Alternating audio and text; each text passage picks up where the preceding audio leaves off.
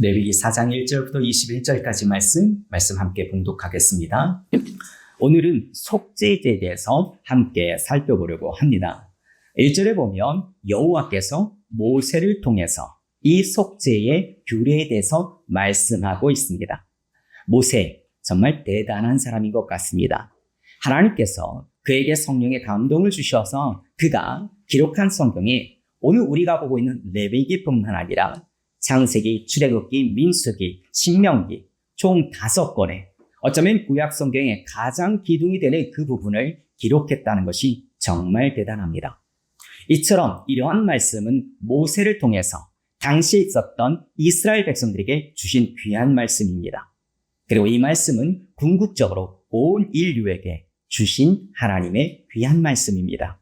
그러므로 우리는 이 말씀을 잘 믿어야 하며 그리고 이 말씀에 담긴 하나님의 뜻을 잘 깨달아야 하고 그 말씀에 온전히 순종해야 합니다. 오늘 본문에 나오는 속죄제는 고의가 아닌 부지불식간의 범한 죄를 속죄받기 위해 하나님께 드리는 제사입니다. 이 속죄제, 아무리 고의가 아니다 하더라도 죄를 지었다면 반드시 하나님께 드려야 하는 의무제입니다. 또한 이 제사는 이전에 있었던 제사들과 다르게 신분에 따라 제사를 드리는 방식이 조금 다르게 나옵니다.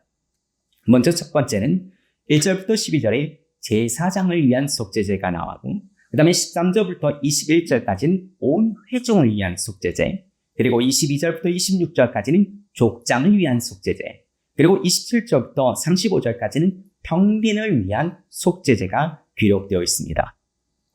그런데 이 속죄제는 기본적으로 하나님께서 하지 말라고 하셨던 그런 것들을 그릇 범하였을 때 드리는 제사입니다. 여기서 그릇이란 무지해서 또는 모르고 또는 실수해서 또는 비고의적으로 드렸던 그런 의미가 담겨있는 말이 바로 이 그릇입니다. 그래서 이 속죄제는 이러한 경우에 하나님께 그 관계가 단절되고 그래서 죄로 인해서 죽을 수밖에 없는 상황에 빠진 이스라엘 백성들을 하나님께서는 그들을 구원해 주시기 위해서 너희가 무지 중에 너희가 모르고 지은 죄조차도 용서받을 수 있도록 하나님께서 만들어주신 제도가 바로 이 제사입니다. 그렇다면 범죄라는 말이 무엇일까요? 죄라는 것이 무엇일까요? 구약 히브리 성경에 보면 이 죄에 대한 단어가 한 12가지가 나옵니다. 근데 그 중에서 가장 일반적으로 사용되는 단어가 하타라는 단어인데요. 이 단어의 뜻은 관역을 빗나가다라는 뜻입니다. 그러므로 죄는 그 관역을 맞추지 못한 것이 죄입니다. 그리고 이 관역은 바로 하나님의 말씀인데요. 그러므로 하나님의 말씀을 벗어나는 것이 바로 죄라는 것입니다. 태초의 인류는 하나님께서 그들을 창조하실 때 모든 인류는 하나님의 말씀을 잘 들을 수 있었습니다. 그리고 그 말씀을 잘 순종할 수 있었습니다. 그 말씀을 순종하는 것이 그리 어려운 일이 아니었습니다. 너무나도 당연한 일이었습니다. 그런데 온 인류의 조상인 그 아담이 범죄함으로 말미암아 그의 후손인 우리는 원죄를 가지고 태어나서 이제는 하나님의 말씀을 온전히 지키고 싶어도 지킬 수 없는 어려운 상황에 놓여 있습니다. 그래서 하나님의 은혜가 필요하게 된 것입니다. 하나님께서 오늘 본문에 나온 이러한 제사 제도를 통해서 우리로 하여금 하나님과의 관계가 다시 회복될 수 있도록 하나님께서 만들어주신 것입니다. 그리고 성자 하나님께서 직접 십자가에서 제물이 되어주심으로 더 이상 피해 제사를 드리지 않아도 되게 되었다는 것입니다. 이 모든 것이 다 하나님의 은혜입니다. 그런 측면에서 오늘 우리가 보고 있는 이 속죄제 또한 예수 그리스도께서 그 속죄, 그 대속제물이 되어주셔서 십자가에서 매달리신 것을 예표하는 말씀이라고 우리는 볼 수 있습니다.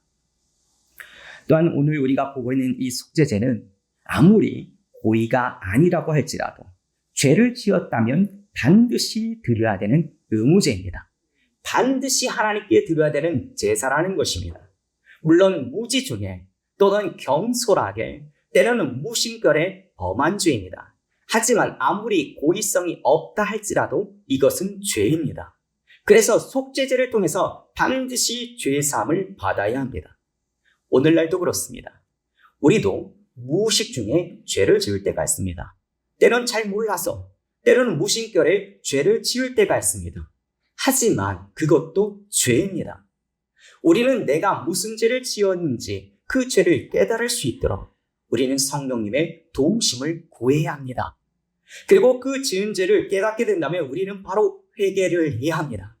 그러므로 하나님과 관계가 친밀하여지도록, 그리고 그 친밀한 관계를 통해서 하나님이 날마다 주시는 그 은혜를 날마다 누릴 수 있도록 우리는 유지해야 합니다. 그런데 오늘 말씀에 나오는 그릇 범죄하는 경우와 반대되는 경우가 있습니다. 성경은 고의로 지은 죄, 짐짓 지은 죄라고 표현합니다. 일부러 알면서도 고의로 짓는 죄가 있습니다. 우리 출애굽기 21장 14절 말씀, 우리 함께 봉독하겠습니다. 사람이 그의 이웃을 고의로 죽였으면 너는 그를 내 제단에서라도 잡아내려 죽일지니라. 아멘. 여기 보면 고의로 죽였으면 제단에서라도, 하나님께 지금 제사를 드리고 있는 그 가운데 있을지라도 제단에서 잡아내려서 죽이라고 얘기합니다. 그렇습니다. 일부러 고의로 지은 죄는 용서받지 못한다는 것입니다.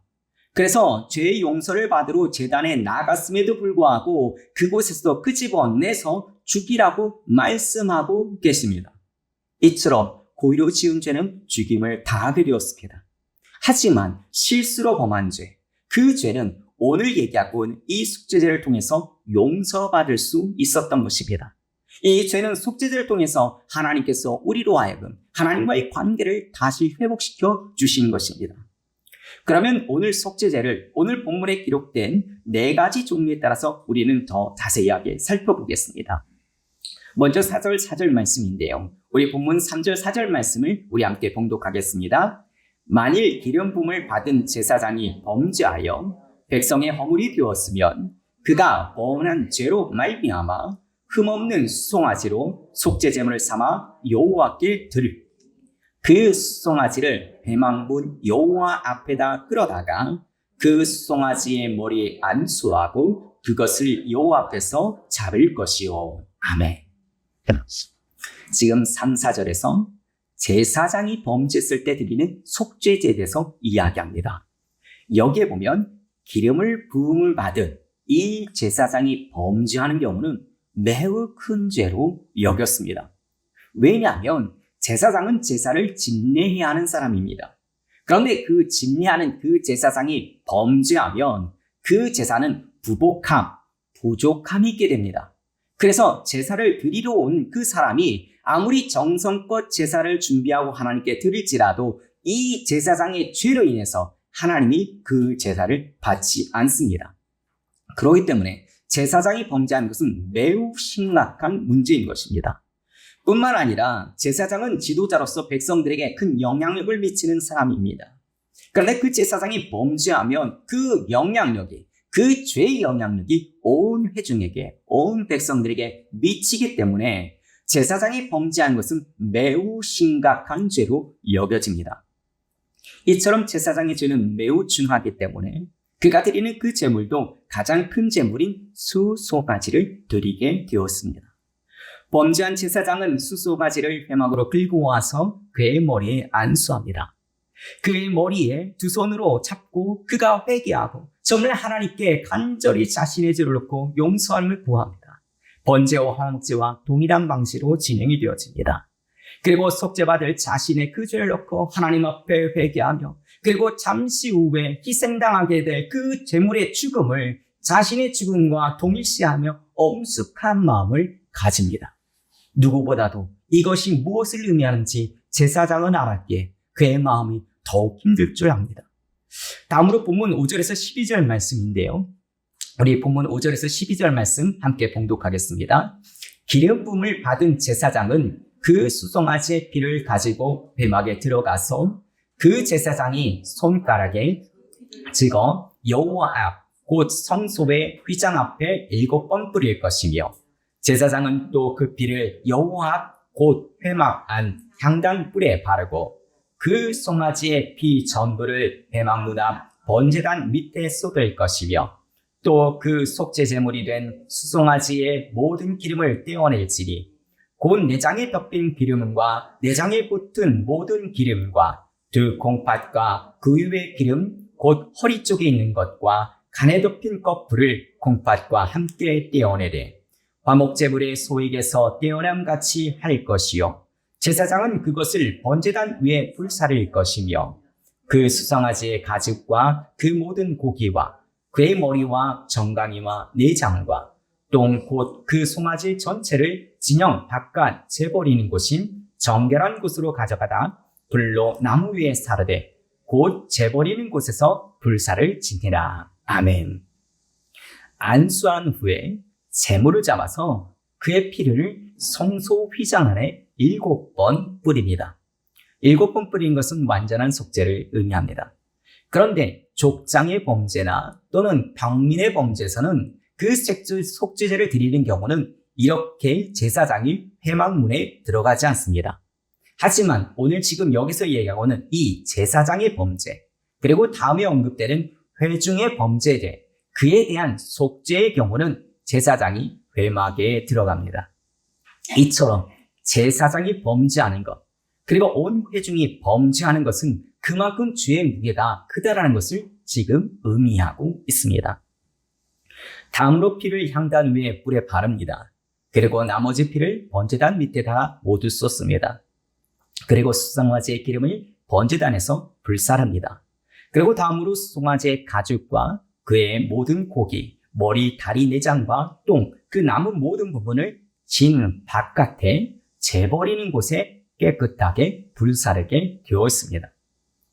그런데 이스라엘에서 그 진영 안은 거룩한 곳이요 진영 밖은 거룩하지 않은 곳입니다. 그래서 그 제물의 남은 부분을 태울 때는 진영 바깥에 태우는 것은 지금 이 죄가 이스라엘에 들어오지 못하도록 하기 위한 그런 상징적 의미가 담겨 있다고 볼 수 있습니다. 또한 이 진 바깥 재버리는 곳은 광야 시대에 이스라엘 백성 가운데에 버림받은 자들이 기거하는 수치와 저주의 장소입니다. 그런데 이 장소와 관련된 말씀이 히브리서에 기록되어 있는데요. 우리 히브리서 13장 11절에서 12절 말씀, 히브리서 13장 11절에서 12절 말씀 함께 봉독하겠습니다. 이는 죄를 위한 짐승의 피는 대제사장이 가지고 성소에 들어가고 그 육체는 영문 밖에서 불사름이니라. 그러므로 예수도 자기 피로써 백성을 거룩하게 하려고 성문 밖에서 고난을 받으셨느니라. 아멘. 진 바깥, 그 정해진 곳에서 속죄 제물의 남은 부분을 태우는 것은 구속사적인 그 의미상으로 볼 때에 장차 온 인류의 죄를 세속하기 위해서 속죄 제물이 되실 예수 그리스도께서 영문 밖에서 당하실 고난과 죽음에 대한 예표로도 볼 수 있다는 것입니다. 또한 죄로 인해서 저주받은 죄인은 결코 거룩하신 하나님의 처소에 들어올 수 없다는 것도 생각해 볼 수 있는 것입니다. 다음으로 회중이 범죄했을 때를 보겠습니다. 레위기 4장 13절에서 21절의 말씀인데요. 레위기 4장 13절에서 21절 말씀 우리 함께 말씀 봉독하겠습니다.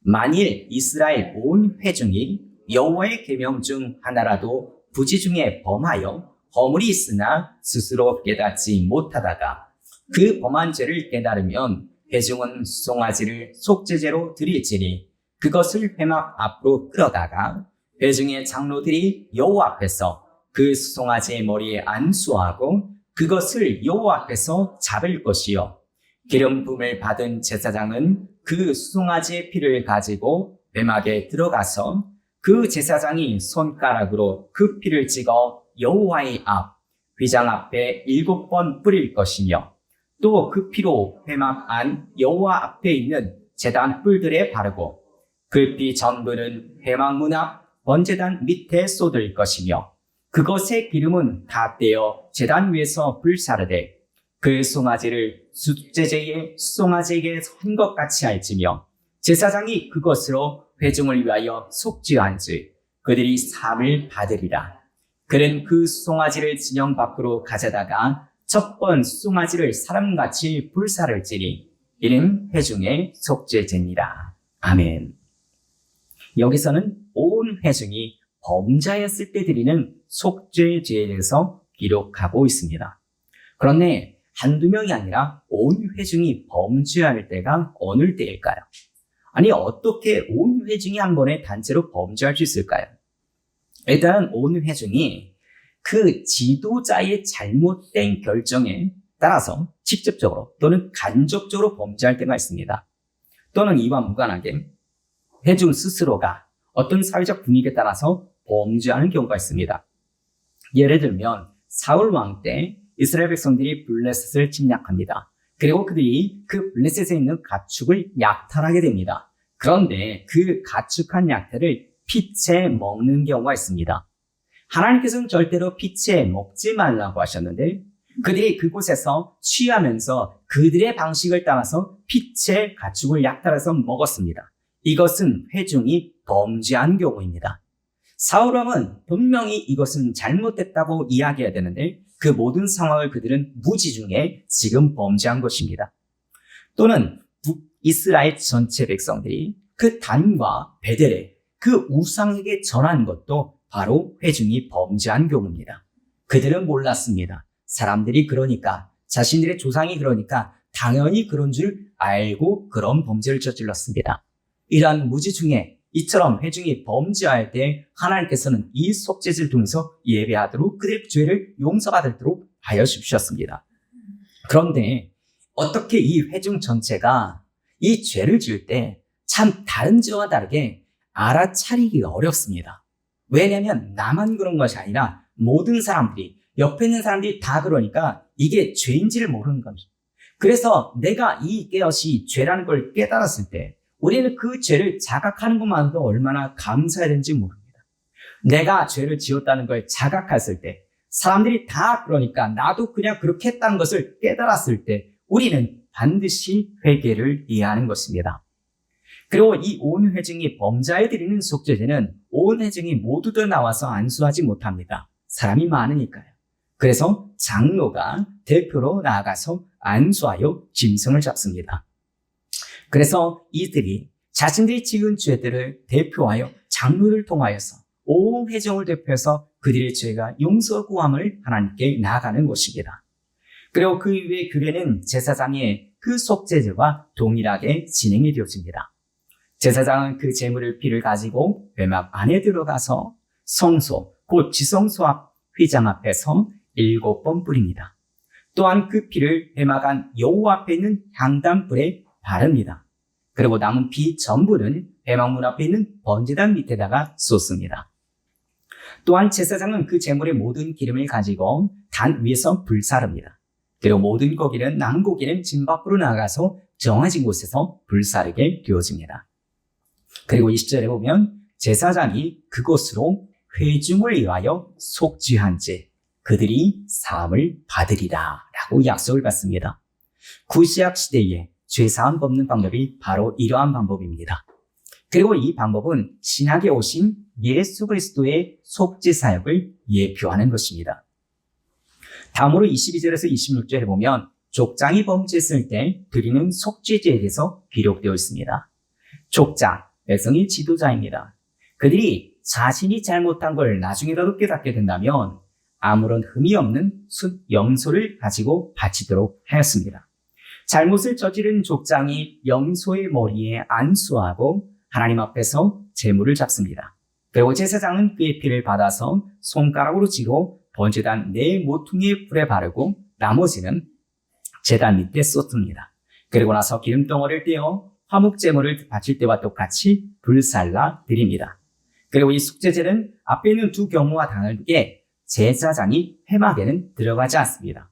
회막 밖에서 제사를 진행합니다.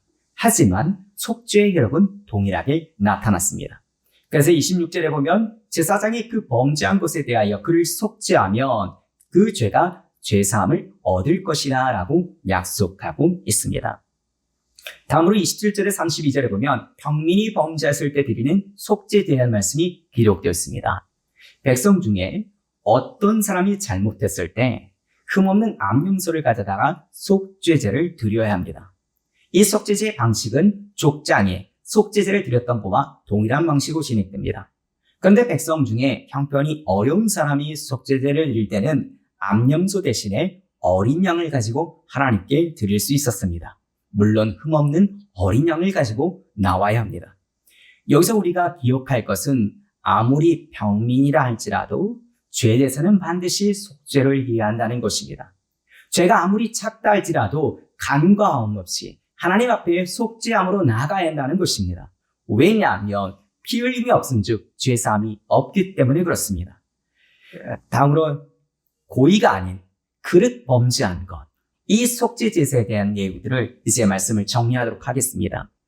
하나님께서는 우리에게 속죄제를 통해서 그릇 범한 죄, 잘못, 실수로 비고의적으로 지은 죄도 반드시 용서해야 된다고 말씀하고 계십니다. 그리고 이 속죄제는 궁극적으로 예수 그리스도의 속죄 사역을 예표합니다. 예수 그리스도께서는 자기 백성을 구원하기 위해서 이 땅에 오셨습니다. 그리고 예수님께서 이 땅에서 인류의 속죄 제물이 되어주셨습니다. 그 예수님이 말씀하십니다. 마태복음 20장 28절 말씀인데요. 우리 마태복음 20장 28절 말씀 함께 봉독하겠습니다. 인자가 온 것은 섬김을 받으려 함이 아니라 도리어 섬기려 하고 자기 목숨을 많은 사람의 대속물로 주려 합니다. 아멘. 예수님이 이 땅에 많은 사람의 대속물이 되기 위해서 오셨습니다. 뿐만 아니라 성자 하나님이신 예수님은 우리의 완전한 속죄 제물이 되어주십니다. 그러므로 완전한 속죄 제물이 되어주신 그 예수 그리스도의 은혜에 우리는 감사해야 하며 그의 말씀에 순종하고 늘 그거를 따르는 삶을 살아야 합니다. 또한 이 속죄제는 죄의 경중이 있습니다.